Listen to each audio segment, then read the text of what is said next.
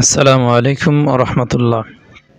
কোরআনে গীবতের কঠোর শাস্তির বর্ণিত হয়েছে। আলা ইয়াফতাবু বা'দুকুম বা'দা আইয়ুহিব্বু আহাদুকুম আন ইয়াকুলা। সূরা হুজরাত 12। অর্থ, তোমরা একে অপরের গীবত করো না। তোমাদের কেউ কি তারা মৃত ভাইয়ের গোশত খেতে পছন্দ করবে?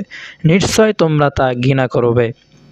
অর্থাৎ গীবত করা হলো মৃত মানুষের মাংস খাওয়ার মতো ভয়ঙ্কর পাপ।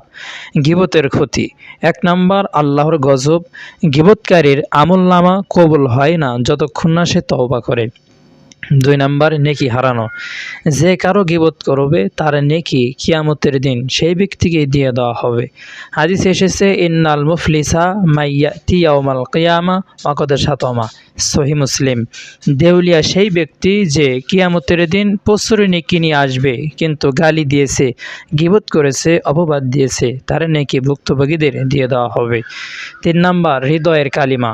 গীবত মানুষের অন্তরকে কালো করে দেয়, দুনিয়াতে শান্তি নষ্ট করে।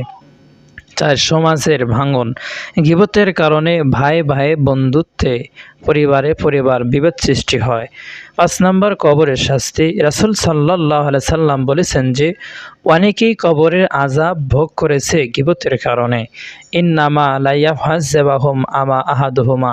সহিহ বুখারী মুসলিম। দুইজনকে কবরে আযাব দেওয়া হচ্ছিল, একজন ছিল গীবত আর একজন ছিল নামি হারণকারী।